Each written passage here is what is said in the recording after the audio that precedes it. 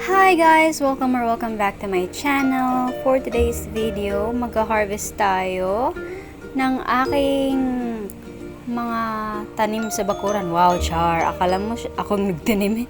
Hindi naman.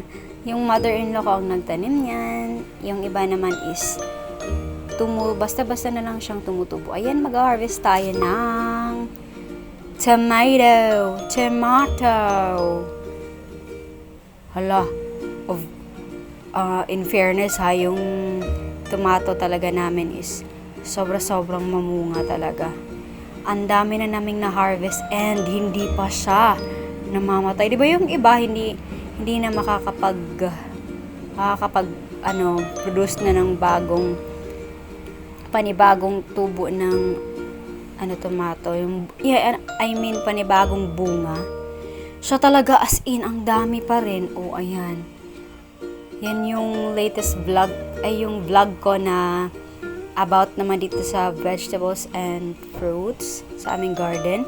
Yan yun siya. And then, yan din yung bell pepper. Sobrang dami ang bunga ng aming bell pepper. And, kaya, ayan, nag-harvest din ako. Isa lang na harvest ko na bell pepper. Dito naman tayo sa malunggay kasi magluluto ako ng sabaw ng manok. Kaya mag-harvest tayo ng malunggay. Magluluto ako ng tinolang manok. Lalagyan ko lang siya ng malunggay.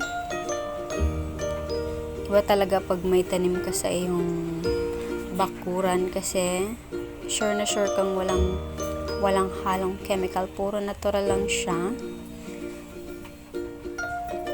Medyo konti pa lang naman, hindi masyadong matanda pa yung aming malunggay. Yan yung sinasabi ko sa vlog ko rin doon na mga vegetables and fruits na yan yung tinitrim ng mother-in-law ko para daw mas yumabong siya. Ayan nga, yumabong nga siya. Galing talaga ng mama ko. Ayan yung harvest kong tomato. Ang dami. Ang sarap niyan pag magluto ka ng tuyo or daing. Tapos lagyan mo ng maraming kamatis. Nakaka-only rice ka talaga dyan. Ayan. Marami-rami na rin yung aking na-harvest na malunggay. Yan yung na-harvest ko lahat. Ang daming tomato. Ang dami. Kaya kayo, magtanim din kayo. Magsipag kayo magtanim. Kasi pag may tanim, may aanihin. And then, puproceed na tayo. Magha-harvest din ako ng sili. Magha-harvest tayo ng sili kasi marami na rin hinog. Ayan nga, nag-harvest na nga si mama ng sili. Pero mag-harvest pa rin ako ulit. Kasi may mga hinog na naman na sili.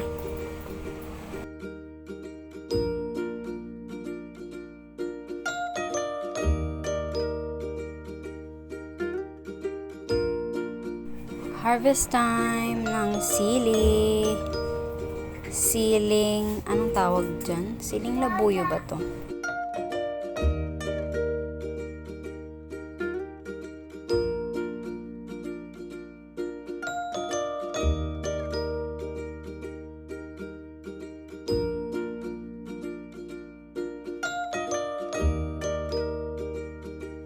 Marami-rami na rin yung aking nakuha. At saka medyo mahal yung sili ngayon ha. Kayo, magtanim kayo para hindi kayo puro bili and nakakatipid. Also, sure na walang puro natural lang siya nasa bakuran niyo. Ayan, ang daming bunga ng sili dyan, no? Mag-harvest ako dyan.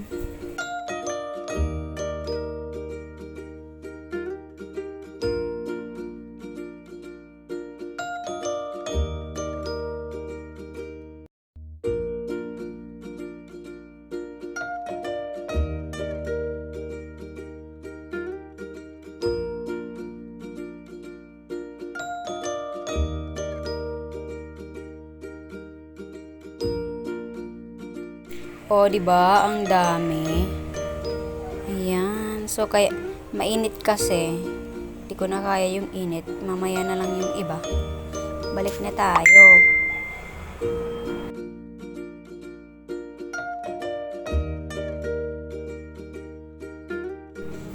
Kaya, it's better na magtanim talaga, guys. Magtanim din kayo. Tignan nyo mga tomato ko.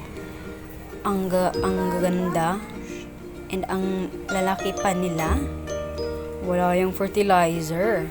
Natural fertilizer lang, hindi yung fertilizer na binibili. Diba?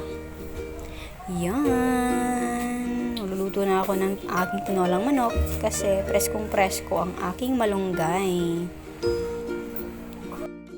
Hanggang dito na lang po nagtatapos ang aking video. Thank you so much for watching. Don't forget to like. Bye!